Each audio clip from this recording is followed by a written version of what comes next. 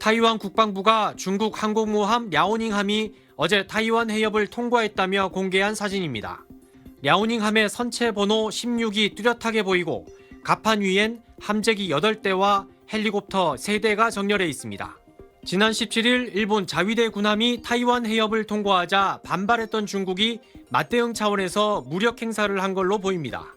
당시 일본 군함 이카즈치는 미국, 필리핀이 주도하는 다국적 연합훈련 발리카탄에 참여했는데 중국은 일본이 타이완 문제에서 모험을 중단하지 않는다면 자신이 지른 물에 타죽게 될 것이라고 맹비난했습니다.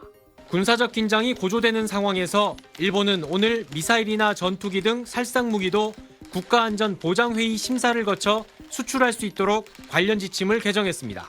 我が国を取り巻く安全保障環境の変化が加速度的に生じる中、日本の安全を確保し、地域と国際社会の平和と安定に一層寄与するものです。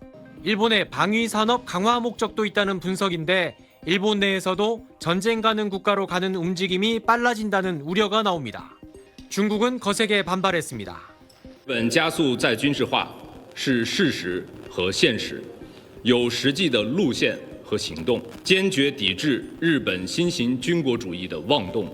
이런 가운데 다카이치 총리는 총리 취임 후 처음 맞는 야스쿠니 신사의 대제사에 공물을 보냈습니다.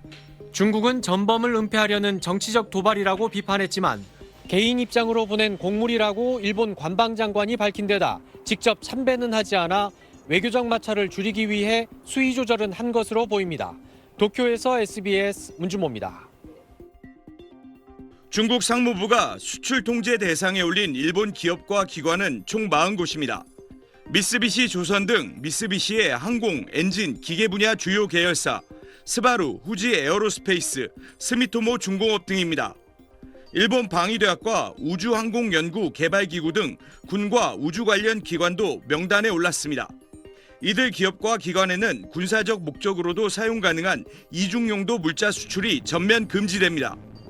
중국은 일본의 군비 확장을 막기 위한 조치라는 걸 명확히 하면서 제재 대상은 더 늘 수 있다고 밝혔습니다. 履行防扩散等国际义务，中方依法依规采取措施，目的是制止日本再军事化和拥核企图。 지난해 11월 다카이치 일본 총리의 타이완 유사시 개입 시사 이후 중국은 일본 여행 자제 등 한일령을 시작으로 지난달 초 800여 개의 이중용도 물자 수출 관리를 강화하겠다며 일본을 압박했습니다. 그러다 지난 8일 중의원 선거에서 압승한 다카이치 총리가 평화헌법 개정과 재무장을 위한 방위산업 육성 정책에 시동을 걸자 실질적인 수출 통제에 본격 나선 겁니다. 일본은 즉각 반발했습니다. 決して許容できず、極めて遺憾であります。我が国政府から強く抗議するとともに、措置の撤回を求めたところであります。 국내 정치 기반을 다진 다카이치 총리는 물러설 이유가 없고 타이완 문제에서는 양보가 없는 중국이어서 중일 갈등을 풀 실마리는 보이지 않고 있습니다. 베이징에서 SBS 한상우입니다. 일본 수산청은 어제 나가사키 앞바다에서 중국 어선을 납포했다고 밝혔습니다. 해당 중국 어선은 일본의 배타적 경제 수역 내에서 일본 수산청의 정지 명령을 거부하고 도주를 시도한 것으로 전해졌습니다. 일본 수산청은 정지 명령을 따르지 않은 혐의로 40대 중국 국적의 선장도 체포했습니다. 일본 수산청이 중국 어선을 억류한 건 2022년 이후 처음입니다. 특히 이번 중국 어선 납포가 지난해 다카이치 사나의 일본 총리의 타이완 유사시 발언으로 중일 갈등이 고조된 상황에서 이뤄졌다는데 관심이 쏠립니다. 실제로 지난 2010년엔 중일의 영유권 분쟁 수역인 센카쿠 열도 해역에서 일본 순시선이 중국 어선을 납포하고 선장을 구금하면서 중일 갈등이 불거진 바 있습니다. 我们要求日方立即无条件放还中方船长，日方如一意孤行、错上加错，中方将采取强烈反制措施，其一切后果由日方承担。 지난 1월 또 타이완 유사시를 언급한 다카이치 총리가 최근 일본 총선에서 압승을 거두면서 중일 관계가 악화일로로 치달을 수 있다는 우려가 커지고 있습니다. SBS 정성진입니다. 취임 100일을 앞둔 다카이치 일본 총리는 TV 프로그램에서 타이완 관련 발언으로 다시 한번 중국을 자극했습니다. そこで大変なことが起きたときに私たちは台湾にいらっしゃる日本人やアメリカ人救いに行かなきゃいけないわけです。 미국과 공동으로 행동을 취하는 경우도 있을 것이라면서 미군이 공격받았을 때 일본이 무엇도 하지 않고 도망치면 미일 동맹은 무너진다는 발언까지 내놨습니다. 다만 미국과 중국이 충돌했을 때 일본이 나가 군사행동을 하겠다는 이야기가 아니라면서 자국민 대피를 위한 행동임을 강조했습니다. 지난해 11월에 이어 또다시 타이완 개입 발언을 내놓자 중국은 즉각 반발했습니다. 这已经对地区和平稳定和中日关系政治基础构成严重威胁，停止在台湾问题上的操弄和妄动。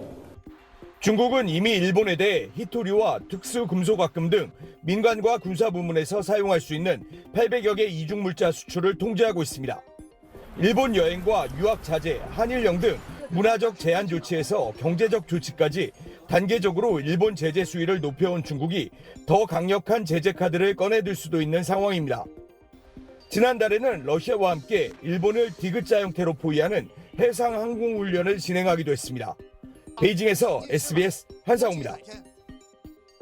중국 상무부는 오늘 오후 일본산 화학물질 디클로로실란에 대한 반덤핑 조사에 착수했다고 밝혔습니다. 반도체 공정에 필요한 물질로 조사 결과에 따라 반덤핑 과세와 수입 중단까지 이어질 수 있습니다. 히토류를 포함한 군사 목적 이중용도 물자의 일본 수출을 전면 금지한 데 이어 하루 만에 압박 수위를 또 높였습니다. 어제는 수출, 오늘은 수입 분야에서 일본을 향해 칼을 빼든 겁니다. 중국 외교부는 일본이 중국 내정에 간섭했고 무력 위협까지 가했다면서 연이은 조치의 배경이 선을 넘은 일본 때리기라는 점을 숨기지 않았습니다. 为了维护国家安全和利益，履行防扩散等国际义务，中方依法依规采取措施，完全正当、合理、合法。 중국군도 히토류와 특수금속화금 등 민간과 군사 분야에 사용할 수 있는 800여 개 이중용도 물자 수출 금지가 일본의 군비 증강을 억제하기 위한 것이라고 밝혔습니다. 경제적으로 일본을 압박하는 걸 넘어 안보 분야에까지 타격을 줄 의도임을 명확히 밝힌 겁니다. 지난해 11월 다카이치 총리의 타이완 유사시 개입 발언 이후 점진적으로 높여오던 일본 압박 수위가 최고조로 치닫는 상황입니다. 베이징에서 SBS 한상우입니다. 지금 제가 있는 이곳은 일본에서 타이완과 가장 가까운 요나군이라는 섬입니다. 이 비석에는요, 일본의 최서단이라고 적혀 있는데요. 도쿄에서 2,000km 정도 떨어져 있는 곳인데 타이완과의 거리는 110km 정도밖에 안 됩니다. 지도상으로 보면 여기가 왜 일본 땅이지 하는 생각이 들 정도인데요. 맑은 날에는 타이완 끝자락이 여기서 맨눈으로 보일 정도로 가깝습니다. 인구 1,700명의 이 작은 섬이 지금 전 세계 주목을 받고 있는데요. 최근 벌어지고 있는 중일 갈등의 최전선이기 때문입니다. 지난 11월 7일이었죠. 타이완 유사시 개입할 수도 있다는 걸 시사한 다카이치 총리의 발언에 중국은 일본 여행 자제령을 내렸습니다. 이후 중국은 일본 수산물 수입 중지, 일본 공연 중단 이렇게 강도를 점점 높여가더니 결국은 군대를 움직였습니다. 12월 초 중국 야오닝함이 오키나와를 에워싸듯 디귿자를 그리며 훈련했고 항모에서 이륙한 전투기들은 일본 전투기를 향해 미사일 조준에 쓰이는 레이더를 쐈다고 일본 방위성이 직접 밝혔습니다. 대응을 자제해왔던 일본도 이때부터는 기민하게 대응했는데요. 여기서 바로 요나구니 섬이 등장합니다. 요나구니 섬에는 2016년 자위대 주둔지가 들어섰는데요. 이 주둔지에 곧 적 항공기의 레이더를 방해하는 대공전자전 부대를 추가 배치하기로 결정이 됐습니다. 이게 끝이 아닙니다. 고이즈미 방위상이 이곳 요나구니 섬을 11월 말에 방문했는데요. 이곳 자위대를 시찰하고 주민들을 만나서 지대공 중거리 미사일 배치 계획에 대해서 이해해달라고 요청했습니다. 여기까지 돌아보면 다카이치 총리의 발언에 중국이 군대를 움직였고 일본이 여기에 대응하기 위해서 방위력을 키우는 것처럼 보입니다. 하지만 일본의 군사력 강화 움직임은 갑자기 시작된 게 아닙니다. 일본 정부가 타이완 인근 섬들의 방위를 강화하는 이른바 남서 시프트 정책을 공식화한 게 지난 2010년입니다. 일본명 센카쿠 열도, 중국명 갸오이다오 영토 분쟁이 하나의 계기가 됐고요. 또 당시에 중국을 견제하려는 동맹국 미국의 이해관계와도 맞아떨어졌습니다. 이후 정권을 잡은 아베 내각은 이를 실행에 옮깁니다. 2016년 이곳 요나구니 섬에 해양 감시 부대를 보냈고요. 좀 더 후방에 있는 미야코지마, 이시가키 등에는 미사일 부대, 전자전 부대를 배치합니다. 그리고 이제 요나구니 섬에도 미사일을 갖다 놓겠다고 한 겁니다. 다카이치 내각의 2026년도 방위비 예산은 사상 최대인 9조엔에 이를 걸로 전망되는데요. 근래 10년간 방위비가 5조에서 6조 엔대였다는 걸 감안하면 엄청난 규모의 증액입니다. 이렇게 보면 중일 갈등을 명분 삼아 전쟁할 수 있는 나라를 향해 속도를 내고 있다는 분석에 더 힘이 실리는 것 같습니다. 문제는 타이완 문제가 주목받고 방위력을 강화한다며 이곳에 무기가 더 늘어날수록 역설적으로 요나구니 섬과 인근 지역은 더 위험해진다는 겁니다. 지난 2022년 낸시 펠로시 미 하원 의장이 타이완을 방문하자 중국은 대규모 타이완 봉쇄 훈련을 벌였고 요나구니 섬 앞바다에 탄도미사일이 떨어지는 일까지 발생했습니다. 당시 이 섬에서 처음으로 탄도미사일 낙하를 상정한 훈련이 시작됐습니다.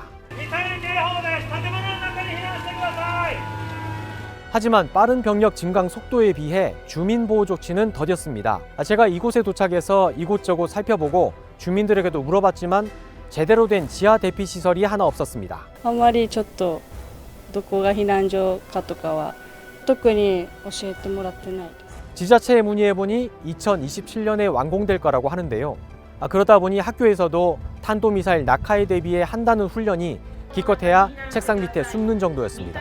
주민들의 심정도 복잡합니다. 위험이 커지는 상황에서 부대 배치를 마냥 거부하기도 어렵고 그렇다고 무기가 자꾸 배치되면 더 위험해진다는 사실도 알고 있기 때문입니다. 지난 8월에 이곳 지자체장이죠. 요나구니 정장 선거가 있었는데요.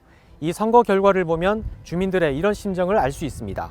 후보 3명이 나왔는데 군사시설 추가 배치의 찬반 여부가 핵심 쟁점이었습니다. 결과는요. 방위력 증강에 적극 찬성하는 후보, 또 적극 반대하는 후보 모두 탈락했습니다. 대신 자위대 규모를 늘리는 데는 반대하지 않지만 미사일 같은 무기를 추가 배치하는 데에 대해선 신중해야 한다 이런 의견을 가진 중도파가 승리를 거뒀습니다. 하지만 고이즈미가 밝혔던 미사일 부대나 이미 배치가 확정된 전자전 부대 배치를 취소해야 한다는 여론도 여전히 강하게 존재합니다. これまでとまたぐっとレベルを悪い意味で上がっていく被害で苦しい犠牲になるのを避けるとかじゃなくて我々がこう攻めていく陣地の側にいるというそういう関係に相手の国の人々となるのでそこが一番辛いほっといてほしいっていう率直に言って 하지만 중일 갈등이 지금처럼 접점을 찾지 못한다면 요나구니 섬이 군사시설화 되어가는 걸 막기는 현실적으로 어려워 보입니다.